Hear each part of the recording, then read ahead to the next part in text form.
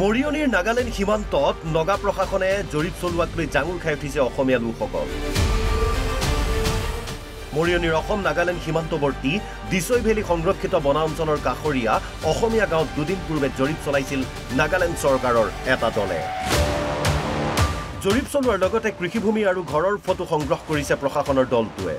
অসমৰ ভূমিত সংগোপনে জৰীপ চলোৱাক লৈ ক্ষুব্ধ হৈ পৰিছে সীমান্তৱৰ্তী অসমীয়া লোক।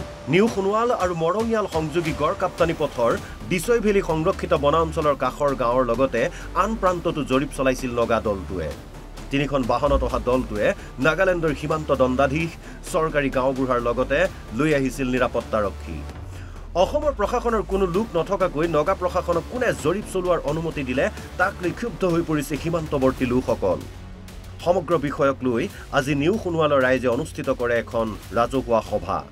নগা প্ৰশাসনৰ অনধিকাৰ প্ৰৱেশত বাধা প্ৰদান কৰা আৰু সীমান্তৱৰ্তী অঞ্চলটোত নিয়মিত টহলৰ ব্যৱস্থা কৰিবলৈ দাবী জনাইছে ৰাইজে। আজি প্ৰায় এসপ্তাহমানৰ আগতে চুবুৰীয়া নাগা ৰাজ্যৰ 3খন তেওঁলোকৰ প্ৰশাসনৰ গাড়ী আৰু এখন গাঁওবুঢ়াৰ গাড়ী আহি আমাৰ এই গাঁৱৰ মাজেদি গৈ আমাৰ ইয়াৰ পৰা প্ৰায় 1 কিলোমিটাৰমান আগত নজুৰি জান এটা আছে, সেই জানটোৱেদি তেওঁলোকে সোমাই গৈছে। ইয়াত খেতিবিলাক কৰি আছে, এই খেতিবিলাকৰ ফটো উঠাই লৈ গৈছে।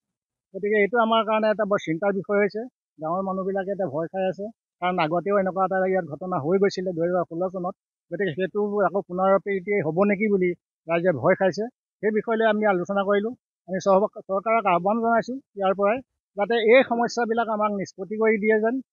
পুনৰ নগা দৃষ্টিলৈ প্ৰশাসনীয় বিষয়া, গাঁওবুঢ়া আৰু স্থানীয় নাগালেণ্ডৰ মানুহ ইয়াত আহিছিলে বুলি আমি আজি জানিব পাৰিছোঁ। কণ্টিনিউ 3 দিন আহিলে বুলি কোৱা শুনিছোঁ। আহি তেওঁলোকে ফটো মাৰি লৈ গৈছে ইয়াৰ পৰা।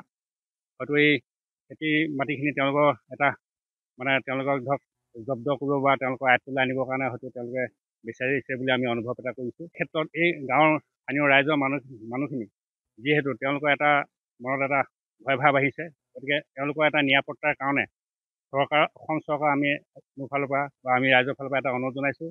বিগত সময়ছোৱাত প্ৰায়ে অসম নাগালেণ্ড সীমান্তত সৃষ্টি হৈ আহিছে উত্তপ্ত পৰিস্থিতিৰ, কিন্তু আজিও সমাধান হোৱা নাই সীমান্তৰ সমস্যাৰ। মৰিয়নিৰ পৰা দীপক দত্তৰ ৰিপৰ্ট, NB নিউজ।